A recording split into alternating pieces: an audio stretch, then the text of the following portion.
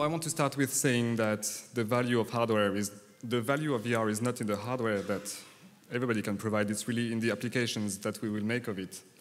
And if you look at TV right now, nobody is talking about the TV, nobody is talking about the hardware. Everybody is talking only about the content. So that's really what I want to talk about.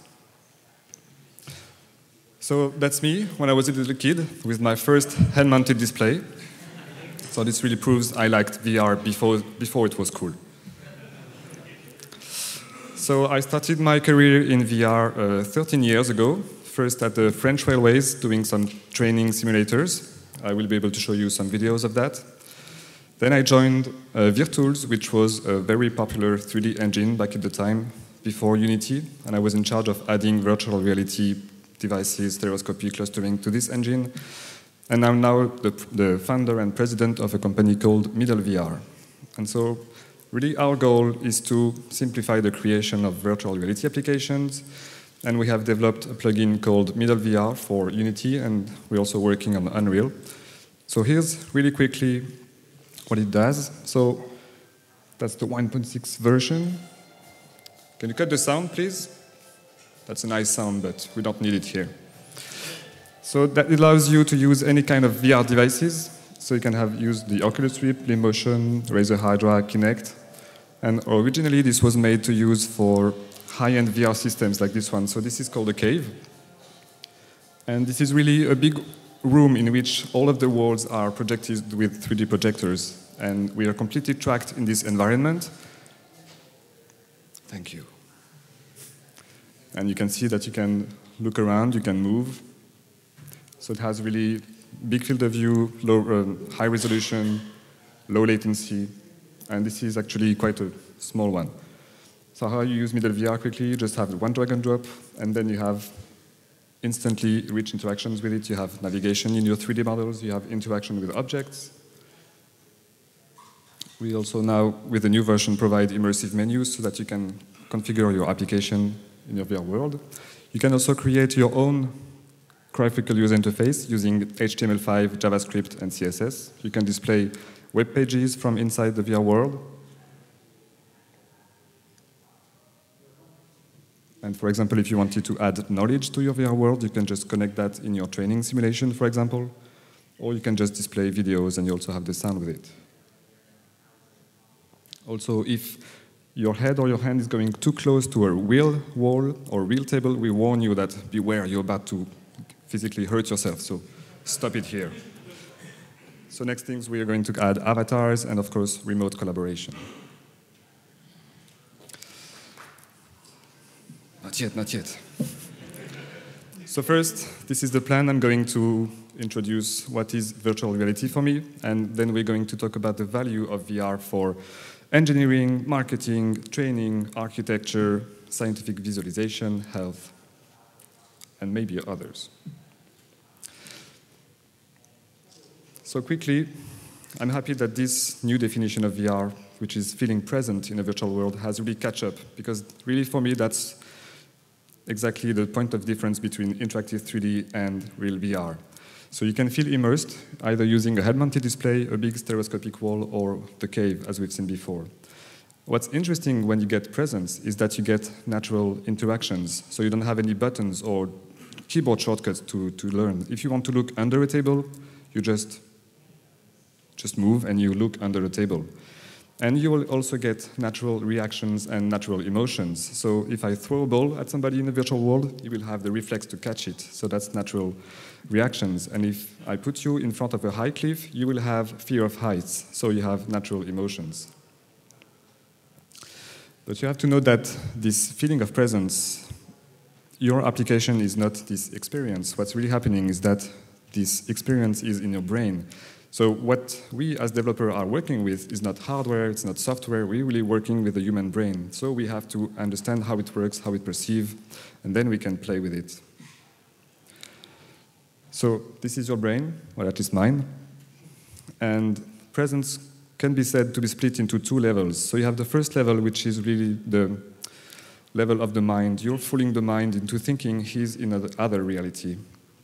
And this happens when you're reading a book, when you're playing video games, when you're reading a story, or when you're playing a movie.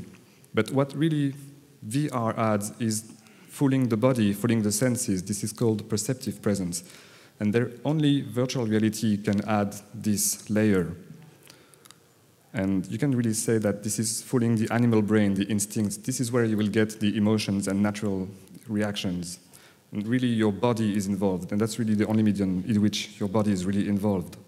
And Michael Abrash said that once you get really present, you have to make a conscious effort to remember that you're not in the natural reality. So that's really the point of presence.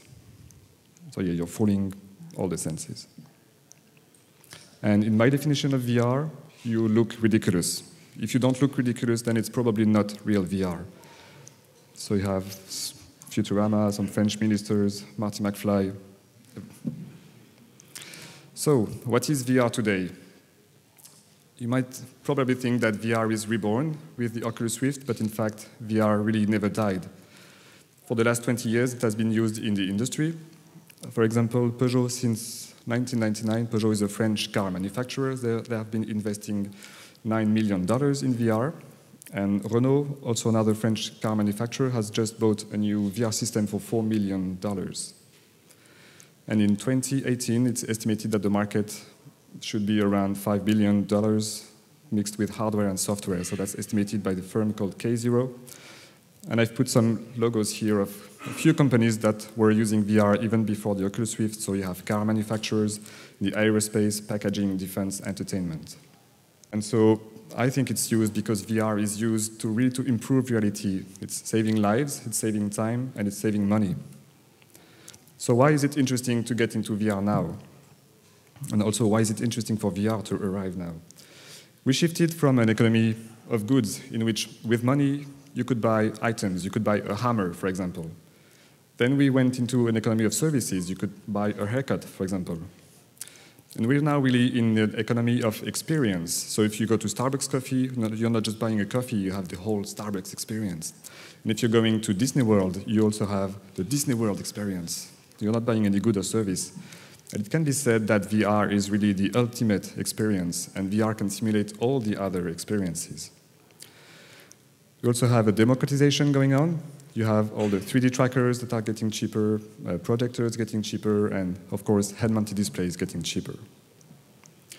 And I often say that we are the prehistory of VR, but in March, I was able to test the Oculus DK2, Sony Morpheus, and Valve's prototype, and I was blown away. So now I say that we've lived the big bang of VR, so it's coming at you very quickly. So now on to the real topic, which are the applications. So let's start with engineering. So before VR, the engineers were using physical mock-ups, like this wooden mock-up here. So this has some advantages, but lots of disadvantages also, because it costs a lot. It takes time to create. For example, it can take up to 6 months. It's not easily modifiable. And there's a limit in size of what you can create with a physical mock-up. You cannot create a whole factory or a big boat. That's quite complicated. And also it requires some very specific skills like woodcrafting, and I know nothing about woodcrafting. Then the engineers, they switched to CAD models in 3D. But this really creates a wall between the virtual product and the real human that want to interact with it. Also, it's not scale 1, so you don't have the real size of the product in front of you. It's not very intuitive to understand, so only engineers can understand that. You cannot perceive the volumes, and the interactions with that are pretty complex. It's mouse, keyboard, complex menus. So now engineers are starting to use VR. So instead of having a physical mock-up, you have a virtual mock-up. And so this has a lot of advantages. You don't have any physical waste. It's very easier to modify, and it's you get much more natural interactions with it. Really, the first advantage is that this breaks the screen barrier. You're really inside with your model. And you get really the scale 1 models. They're really just in front of you, and this works for small products, it works for cars, and it works for complete factories. In fact, there is no limit to the size of what you can simulate in VR. It's also a natural communication tool, so now you have everybody that's working on the project. Everybody can come together and understand what the project is about. So you can have designers, engineers, marketers, ergonomists, stakeholders, end users, everybody communicating with the same natural language that is this virtual mock-up. Also, you can have distant collaboration, and that's pretty magical because now you can work with people that are not physically in the same space but are completely all around the world as if they were here. So you have better collaboration and, of course, less travel, which is also good for the planet. VR can help you validate your design, and that's really magical because when you're in VR, you just see some errors. For example, if I'm sitting in a car, I can see that maybe some part of the car is too big, so I'm not seeing a big part of the road. But what's even better is that I can simulate, okay, maybe I'm somebody taller, so I have other problems, maybe the top of the car that's blocking me, and I can simulate by being somebody shorter, so maybe there were other parts of the car that's blocking me. So you can retest with a wide variety of users. You can identify conception errors very early, and that's really a key factor because it's much cheaper to find errors early in the process than much later because you may have to re-engineer things, change the factories, everything. You also get faster iterations. You can quickly test multiple design variations. And for example, last year, Ford, the car manufacturer, they've been evaluating 100,000 details on more than 200 virtual vehicles. So they've been able to test really an impressive amount of details in VR. You also have the ability to risk new ideas. So that's really reducing the cost of trying to innovate. And if you're not afraid to fail, you will have better innovation. Also, you may want to just design from within the environment. For example, here, this is testing the layout of a minibus. So you can test the position of chairs. You can see one in this position, will the avatars, will the real humans have their knees touching? So maybe you have to change something. You can do that in real time. Also, of course, you can change the colors, the textures. And if you don't have something from your 3D library, you can just draw it from within the space, and you can quickly test design ideas. Oh, okay, maybe I could put an object here, maybe I can do that, and you can really see immediately what's going on. I love that. You can, of course, test the acceptability of your products. You can evaluate the perceived quality, you can evaluate the colors, textures, volumes, and it's also very easy to compare multiple design variations, and you can really bring your end users with you in this mockup, and you can really combine the engineering practices with the voice of the users. Also, you can use it for ergonomy and usability testing, and you can validate the interactions between human and products. For example, if you have an onboard computer, you can test that in VR while you're driving the virtual car and see if you have a high cognitive load, are you able to change the radio station without killing yourself, for example? That's better to do that in VR. And it works not only for cars, but really for any product or environment. So that's a real application by Miel. And I have a very concrete example in which my mom, last year, she bought a kitchen, and when she received it, she was not able to reach the top of the fridge. So she was very annoyed with that. And if she had been able to test the kitchen before, in VR, she would have known immediately, I cannot reach it, maybe we can change the design. And it would have saved us a lot of time. You can also use that to validate if you're able to construct what you will want to do. So you can really have people trying to manipulate these things. So for example, here you can have, okay, am I able to fit the motor inside my car? So if it's not possible, maybe you have to change your design. And once you have validated that you can construct that, will you be able to maintain your product? Will you be able to repair it once it's finished?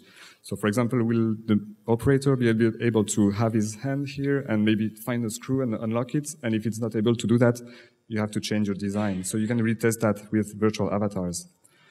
And also one other great application is that you can have ergonomic analysis of posture. So if you're on an assembly line, you're doing always the same gestures. What's really interesting is that you can have a virtual avatar tell you that if you do this too much, stay here, maybe you will start to have back problems at one point. So if you're doing this gesture all day long, maybe you have problems with this one. So you can really evaluate that in VR and prevent injuries and maybe also optimize the procedures.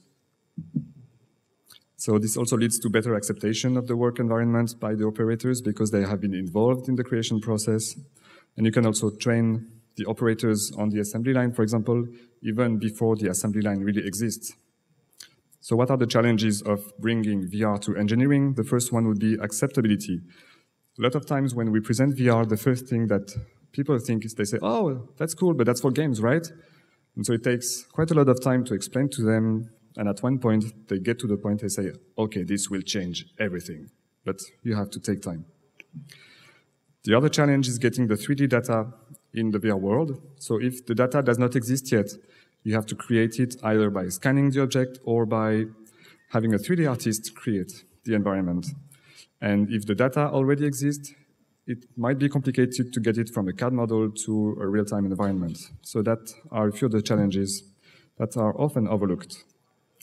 Another problem is also the touch. How do you interact with an object? So that's really complex problems, and it will take time to fix. But here's just a quick example. This is a big haptic arm by the French company called Haption. And you're manipulating the yellow piece here, and you're trying to test if the piece fits inside the door of the car.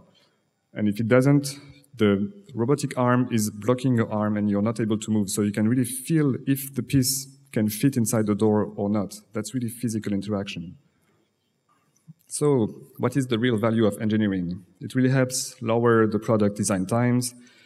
It increases the quality of your products, increases the confidence in your project. You have reduced risks.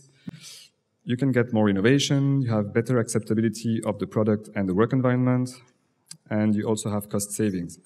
And at this point, a lot of people ask, okay, but do you have some numbers? Can you prove really by numbers with dollars how much VR can save for my company?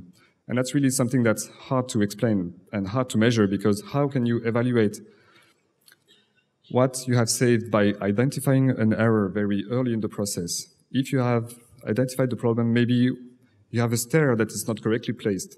You have to change the whole design, and just moving this stair is probably more expensive than buying a VR system and having worked with that.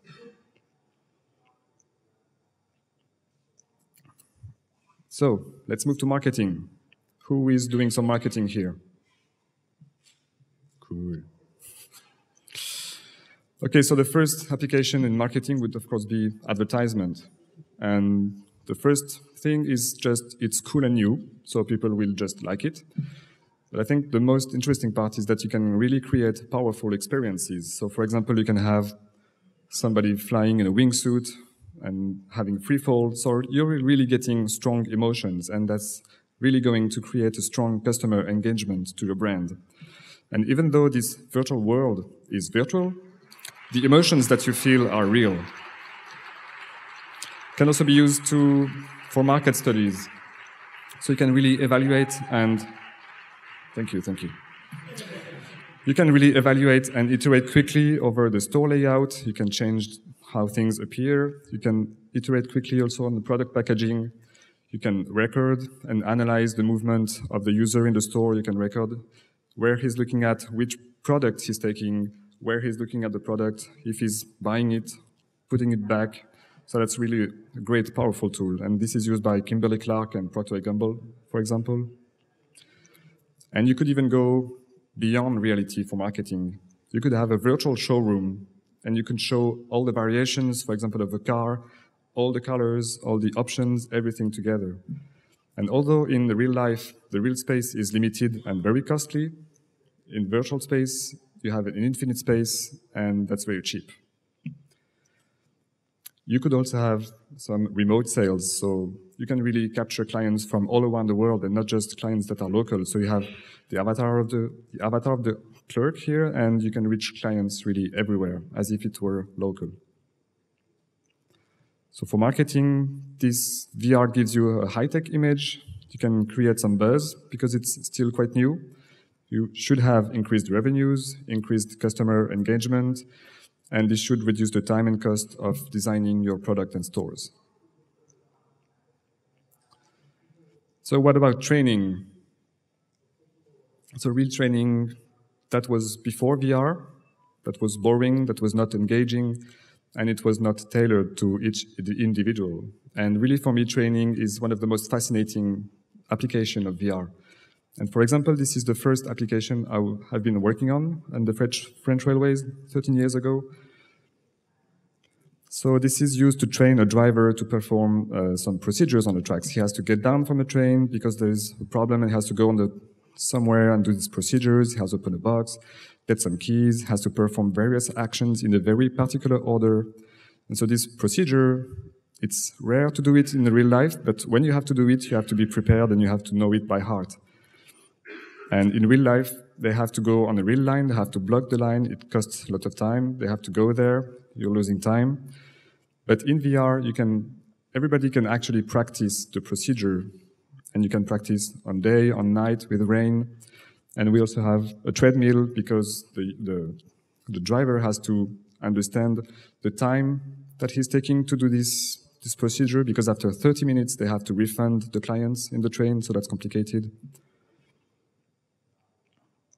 And the second application was about inspecting wagons before they go on the rails.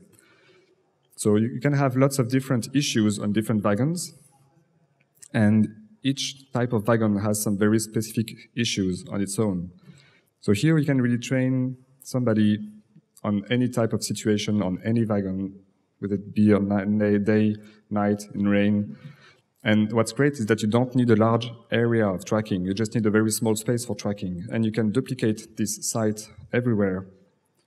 And you can have really specific scenarios in which you have different wagons. And for everybody, the wagons can be really different. Whether in real life, you have the same wagon with the same issues for everybody. So that's not very practical. Another surprising application, so that's me with a nice hat. I'm learning how to practice to apply isolation coating material on houses. So the depth of the coating has to be very regular on the whole surface, and this actually depends on the speed of the gesture and the orientation of the hand. So what's really great with this application is that you're practicing the perfect gesture, and you're saving on expensive material because this material was really costly. And what's great also, you can record, you can analyze everything, so the trainer has a real record of everything that's happening and say, okay, see when you were turning around, your gesture was not correct, so we can see that here that the coating is not correct, so you have to work again. And one guy one day said, tell me and I will forget, show me and I may remember, involve me and I will understand. Who was that? For $1 million? Okay, Confucius. And one of the first advantages of VR in training is that you get better motivation because just it's new. So people say, oh, okay, that's new, let's do this. Then it's also easier to use because you have natural interactions and you're really practicing the real gestures that people will do in real life. And what's even better is that you could have a robotic arm, as we've seen before, that could guide, for example, the hand of a surgeon to do the exact perfect gesture. So instead of just looking at somebody, you could have the robotic arm that is showing you the perfect gesture that has been recorded on the master of surgery somewhere in the world. So you can really repeat the gesture until you master them. It's not you have 5 hours of training. You train until you master the process. You can record, analyze, replay. So a great tool for trainers.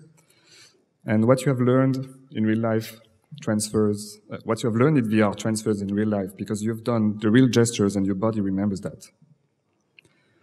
You can, of course, also practice procedures. You can have mission planning. If you wanted to learn how to rescue hostages, you can prepare that before disaster evacuation, traffic accident. And before that, these guys were practicing by reading checklists of what it has to do. They were not really practicing. And when they were practicing, for example, disaster evacuation, they had to hire an incredible number of actors. That was very expensive. They also had expensive medical mannequins. They had to describe clothes. And with VR, you can really practice that in as many times as needed in a stressful environment.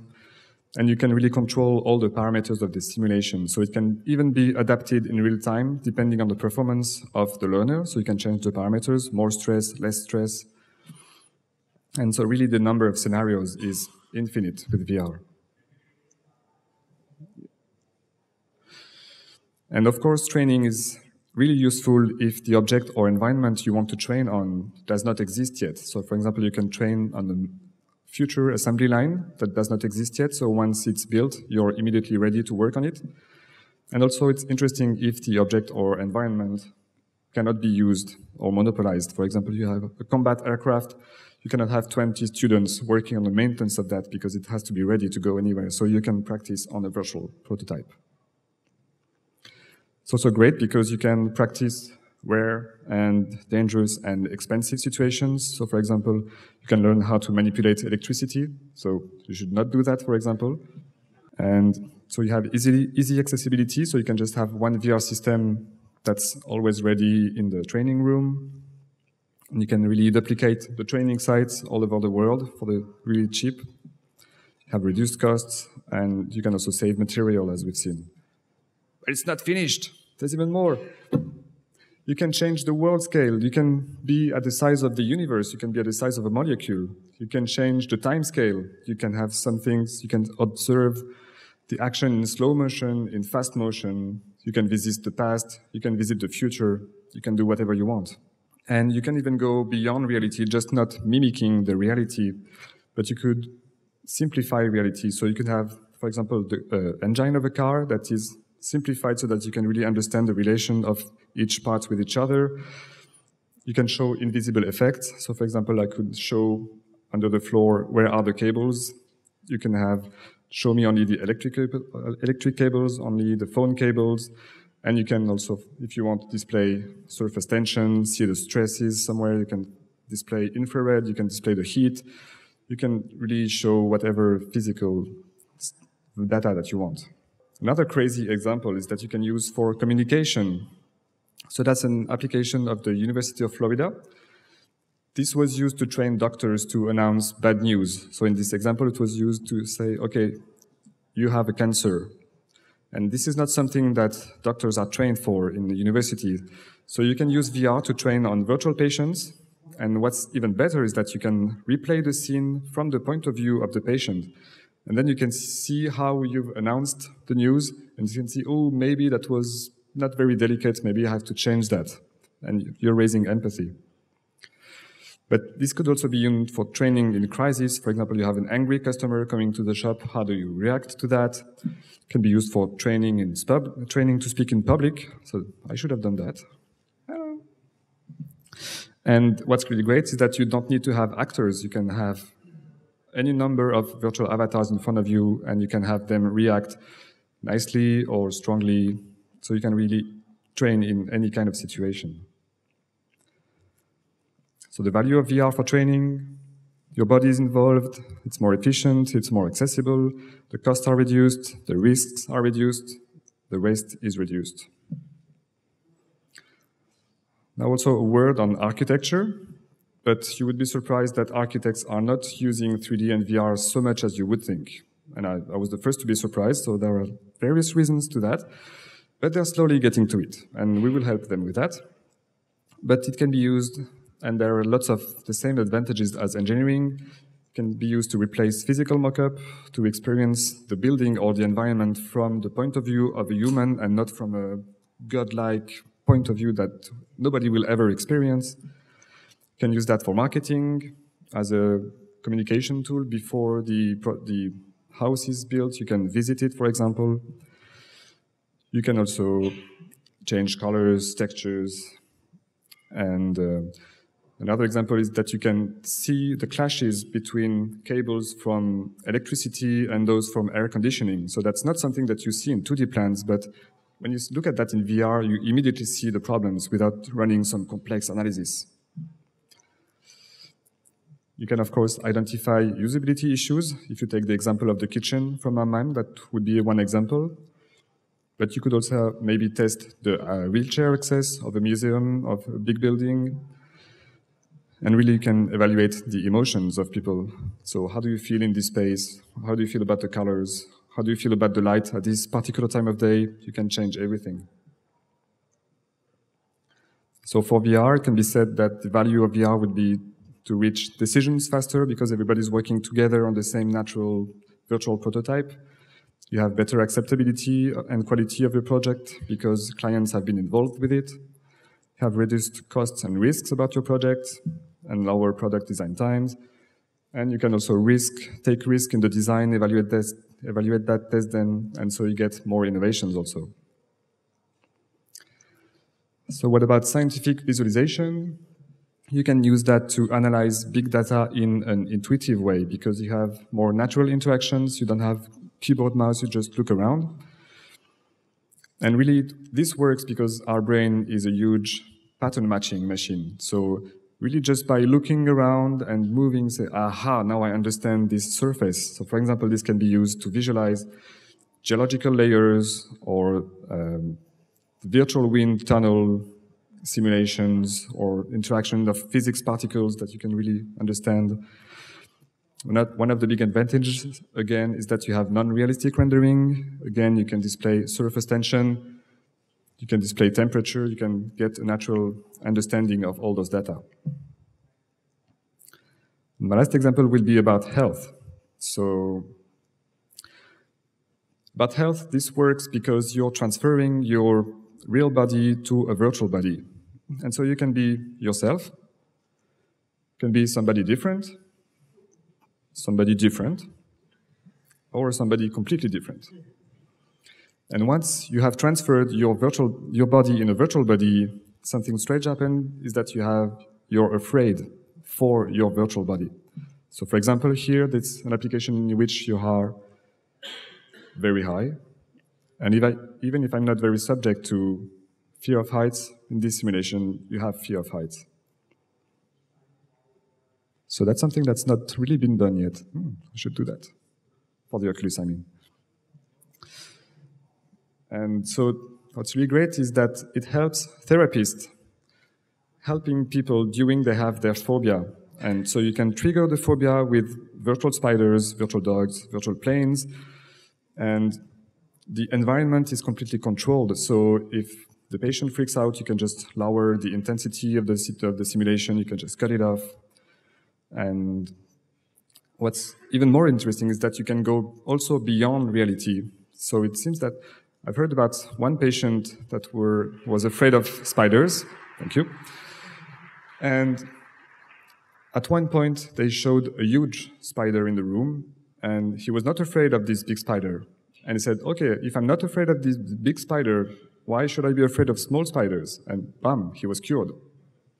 Second example was a lady, she was afraid of heights, so she was running therapy for that, and she was near a high cliff in VR, and at one point, we don't know what happened, but she decided to jump virtually, and so she fell, and at this point she realized that in real life she had control over what she wanted, over if she wanted to jump or not, so this also completely cured her instantly because she knew she had control and she would not fall in real life. And as incredible as it may seem, you can also reduce the drug usage in VR. So for example, because pain is really highly subjective. If you're not thinking about your pain, you will have less pain. And so VR can be used to help burn patient victims. And when you're changing the bandages of these victims, that's extremely painful. So you can put the patient in a VR world, and he will be focusing about something else than his pain, and you're really reducing the pain. And you also reduce the usage of drugs in this experiment, so that's really great. Another example, it can improve the confidence in yourself. So that's an experiment that was done in Stanford. So they put you in a virtual avatar, and you're looking at a virtual yourself in a mirror. And they've been doing two experiments. One is you have a nice avatar, and the other one you have a less nice avatar. So that's not the avatars they really used. That's just an example of what we could do. And you look at yourself in this virtual mirror, and it has been proved that the people that looked with a nice avatar, they tended to display more confidence, more friendliness, and more extraversion.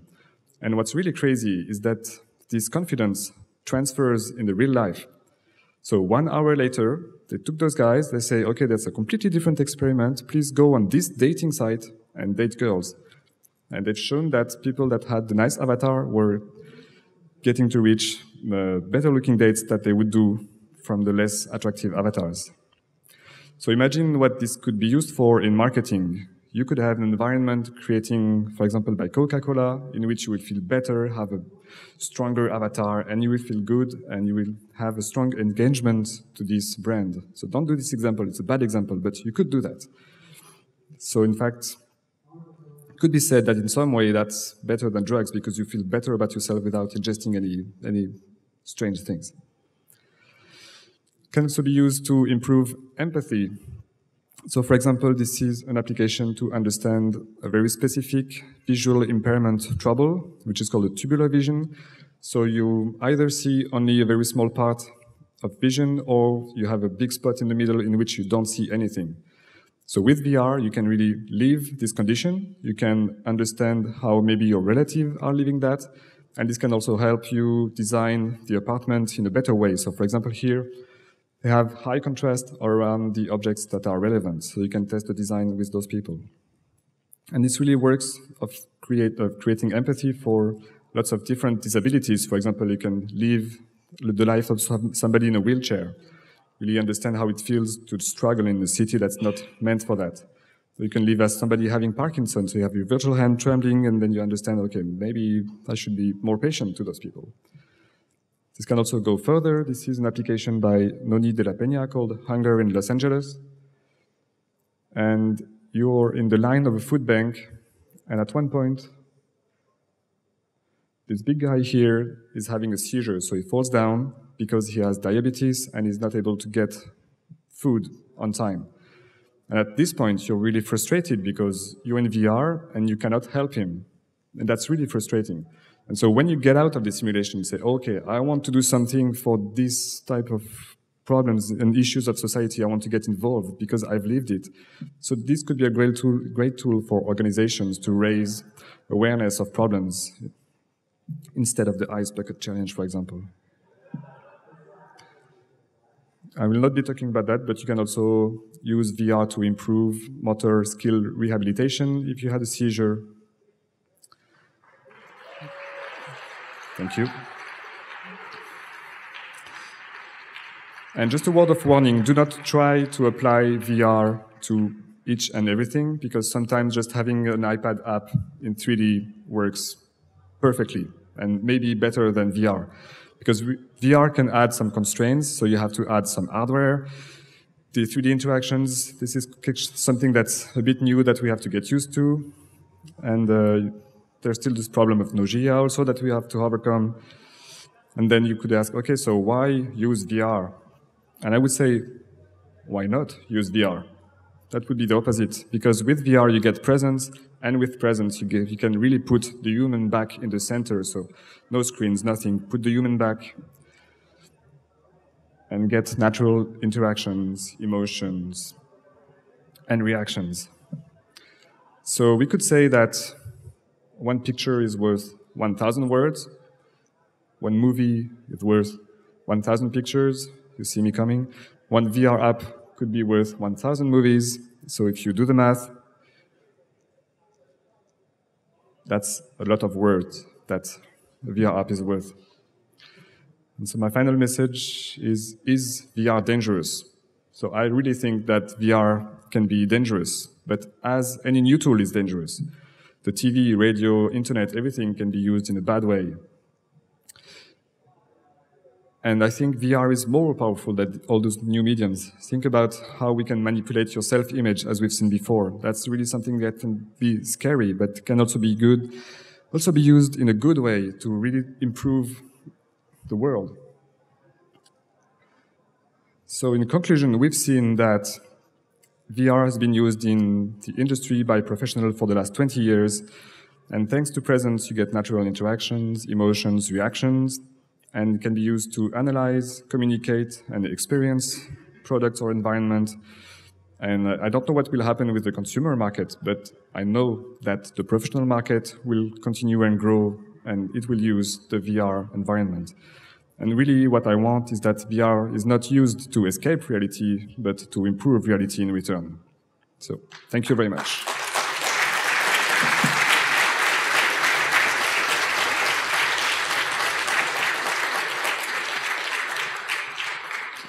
I think we have 1 minute for questions.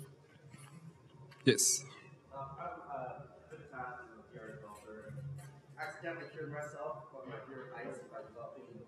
Cool. And I was just kind of, I won't say that. Okay.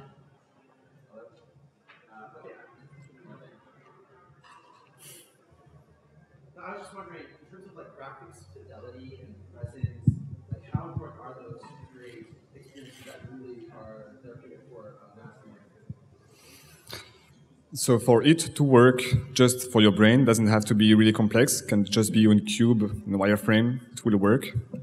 But for also it doesn't has, you shouldn't make it too realistic, because you have to leave the user put his own imagination and put his own fears in that. So if you put too much details, you will not be able to relate to the environment. So you have to leave that out and find the right balance. So I don't know what the balance is, but you have to test with the users to see that. One more question?